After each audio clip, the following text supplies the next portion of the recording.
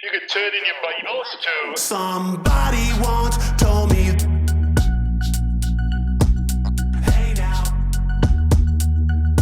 what a concept. Somebody once told me,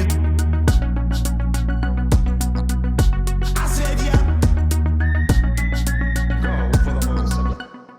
Hello and welcome to Somebody Once Told Me, the podcast exploring the voice of Christ and his church in the book of Psalms. Welcome back. We've actually got a question on this episode, sent in by a church member, which we intend to answer.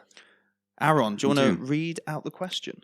Yes, and this one does tie in with the previous episodes, which we kind of it started off, isn't it, with the hermeneutic episode, which is episode 4. Yeah.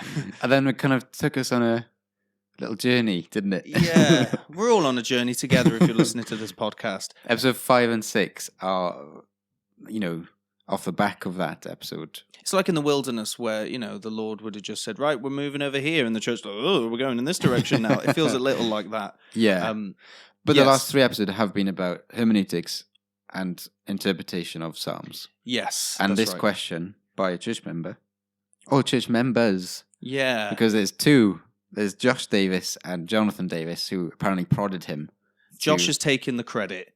But John has made it clear. It was my question as well. It's my question. Yeah. Like, why didn't you? You could have messaged John, but you didn't. Yeah, I kind of believe you, maybe. Yeah. But it's Josh's name on the message, Yes. so I don't know. And he says this, all right. Hey, Aaron, hope you're doing well.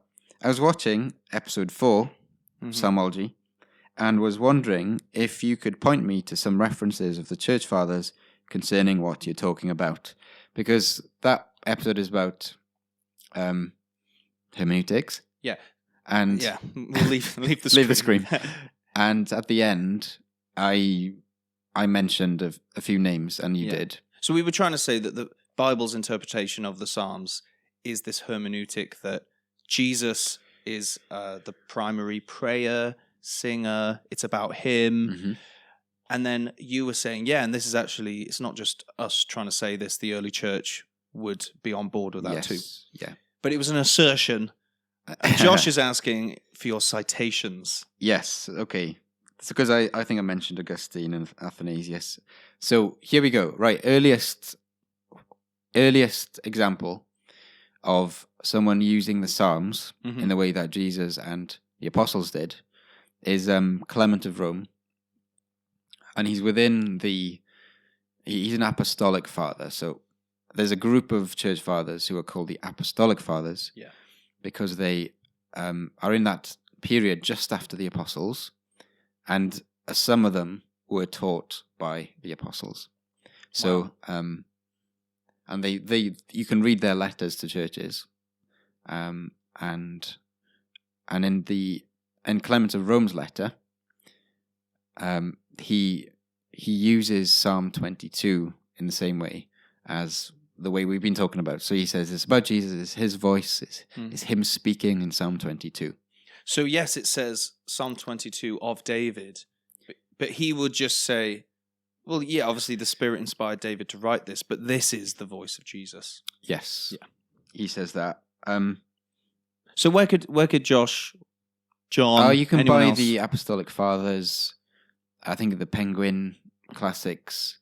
You can buy it for like $10 on Amazon. Cool. Or you could read them online. You just type in the Apostolic Fathers. It'll usually be a Catholic website, But don't let that put you off. don't let that put Just you off. carry on. Have you got the book? I have it, yeah. Josh could borrow it. Josh could borrow it. Yeah. Yeah. You sounded a bit like, Yeah. you better give it back. Yeah. I'll cool. put my name in it. Yeah, that'll work. So yeah, Clement of Rome.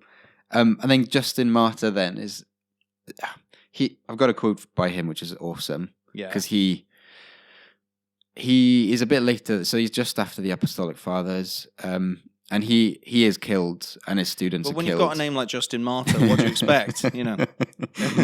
Yeah, he's killed by the the government, like the Roman Empire, for his Christianity. Yeah. And he's got a really famous piece of work called A Dialogue with Trypho.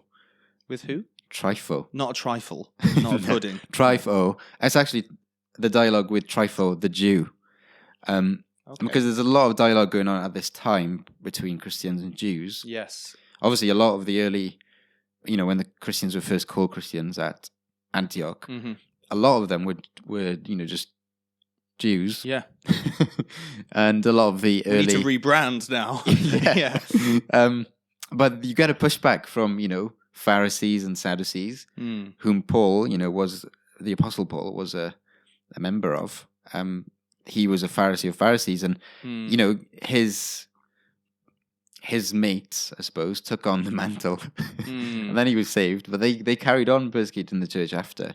And, 200 years down the line, you got Justin talking with Trifo, and he makes the point to Trifo, like, you interpret the Psalms to be about the Messiah, right? Yeah. Which they did. So even the Jews are like, clearly this the is... Psalms are about the Messiah, Yeah. the coming one. Yeah. They read the Psalms like that. Cool. It's about the coming king. Yes. Yeah. And so he says to Trifo, Psalm 22, which of the kings Yes. was pierced? Which of the kings, Yep. was essentially Yeah. brutally murdered? Certainly David can't say It's that. not That's David. not true. And he asks it, so he says this, no one among your people who was ever called king had his hands and feet pierced when alive. And it's like one of his main arguments against... Which sounds just like Peter's argument in Acts 2 when he says,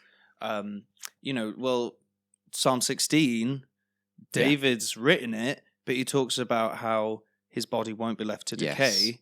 Yeah. His grave's over there. You can have a look at it. His body Yeah. is in it, So I don't think David's talking about himself, but he is a prophet who's seeing ahead what was to come, that Christ wouldn't be left in the grave. So he's sort of doing a bit of a Peter tact there. He is, yeah.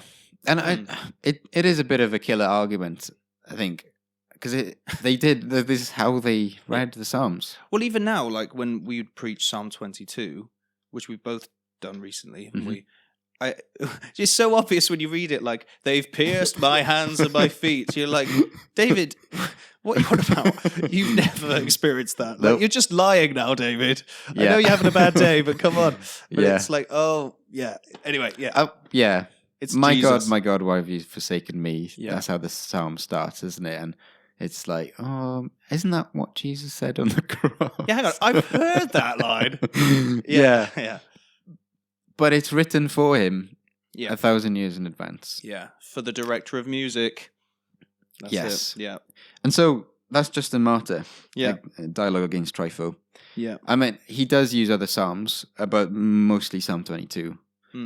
Was Trifo converted? Any stories there? I don't know. think so. Okay. No. Sorry, I'm just asking my questions now. Go on, keep going.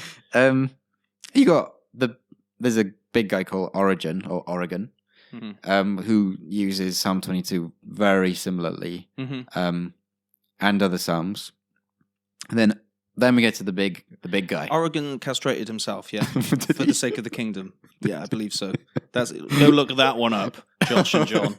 Really? Yeah. I mean, he's a weirdo, Yeah. but he's absolute genius. Yeah. On. Yeah. Yeah. Okay. No. I think he's a genius, but I know Yeah, that's okay. a story. Carry on. Okay. So then the big guy, Oregon. Yeah. the big guy, Next. Athanasius. I've heard of him. Didn't he write a creed? He didn't. There's a creed named after him, the Athanasian Creed, the Pseudo-Athanasian Creed. Yeah. Yeah. Didn't he make a game for the Xbox? Oh no, it's Assassin's Creed. No. Athanasius. Athanasius, yeah. Yeah, he's a big guy, right? So you might have heard. Do you remember the Christmas video we made, the Martin Luther one, where you were Arius? Oh right, yeah. And I was Saint Nick. Yeah, and you punched the yeah. iPad in the lens that was me. Yeah. That might have happened, and Saint Nicholas might have done that. That is according to legend. Yes. Athanasius literally, Go on. through writing, punches the Arians. Okay. Through the pen, he punches He the is the Aryans. big hitter. Right. He's like Yeah. the probably the most famous. The pen is mightier than the sword, he said. So I'm gonna write. Yes, and he's the Argument. most famous church father who fights against Arianism. And if you don't know what that but they basically believed that Jesus wasn't fully divine, and it was the ancient version of Jehovah's Witness, what the Jehovah's Witnesses believe. What's it got to do with the Psalms? So how did he deal with them? So he's got a whole letter to a mate called Marcellinus. Mm-hmm. Marcellinus? I think that's how you say it. Yeah, okay. And as a whole letter saying you should read the Psalms, and this is how you should read them. Oh, wow. And it's a really short read, so you can, again, find this online. Athanasius' letter to Marcellinus. Mm-hmm. And in that, he basically encourages Marcellinus to read the Psalms, and he says, look, they're good for you, for your soul. They're good for you in your Christian life, because you can imitate Christ in it. And then he says, and also they're about Christ. They talk about his humanity, his suffering, his death, his glorification. And he goes on and he quotes like a lot of Psalms in making that point to his friend. Nice. So you could check that out online. You can check that out. You come to a guy then called Hilary of Poitiers. Mm-hmm. He's a similar time to Athanasius actually, but he's been called the Athanasius of the West. Okay. So Athanasius in Alexandria, and Hilary is in. Where's Alexandria now? It's Egypt. Right. Okay. So it used to be the capital of Egypt. Yeah. Okay. Now it's Cairo, obviously, but it's right at where the Nile meets the Mediterranean. That's where Alexandria, and I think it's still there. It is still there. It's called that. Yeah, might be called something else, but Hilary is the Athanasius of the West, and he's so good. He's got a different take on Psalm 1, an interesting one, but which we won't go into now. Mm-hmm. But he says the Psalms are about Jesus. Yeah. And this is what he says. There is no doubt that the language of the Psalms must be interpreted by the light of the teaching of the gospel. Thus, whoever he be, by whose mouth the spirit of prophecy has spoken, so that could be David or Asaph or whatever, the whole purpose of his words is our instruction concerning the glory and power of the coming, the incarnation, the passion, the kingdom of our Lord Jesus Christ, and of our resurrection. Oh, yeah. That's his hermeneutic. Nice, yeah. That's how he's reading the Psalms. Yeah. That's a great quote. Thanks, Az. And obviously then, after him comes Augustine. Right, I've heard of him. And we've mentioned him before. And he really then takes the interpretation of the Psalms to a different level. Right. And he writes a whole commentary on all 150, which you can read. So there's a lot of content that you can dip into. So much. Is that what you mean by taking it to a different level? He's not saying much different? Not much different. He just develops it and a little bit more. So he would then say that nothing different, but just that we are to see the psalmist as Christ praying. No. And it's the church also praying. Yeah, because the quote when we did RBT in the Psalms on the front of the picture was the quote from Augustine, which we've quoted before in the podcast, haven't we? Yes. That the voice of Christ in the Psalms is well nigh the only voice to be heard. Yes. Yeah. That's the one. Yeah. And in Psalm 1, like I always remember like his commentary says, just literally opens up with the blessed man, by this we understand to be the Lord man. Jesus, yeah. Yeah. And that just then is how he interprets the Psalms. The whole of the Psalms, yeah. And you can get that online, because I've looked at that. Get that online as well. And you can get Hilary online. Nice. Hilary of Poitiers. I don't know actually where Poitiers is, but it's in France. Yeah, France. Great. So there we go. It's got a whole load of people there, early church fathers. You can find all their stuff online. What year is Augustine? So he's around? like late 300s, so and then early 5th century. So nice. Oh, we're still really early then, yeah. Yeah, so he's just after Athanasius and Hilary. Yeah. But I probably didn't meet them, but and I think we should probably wrap up. Yeah. But if you want any more on this, I mean, Aaron is the guy. So just Well, I think more Josh Davis is, but he's asking the question. He's like, I help think me he's out. read all of this stuff because I You sent sent him some stuff, haven't Yeah, you? yeah. So to read. So you could send other people if you want to dig deeper into this. That would be great. Thanks for your question, Josh and John. And please send in more questions, and we'll answer them. We intend to do that. We'll catch you on the next episode. See you.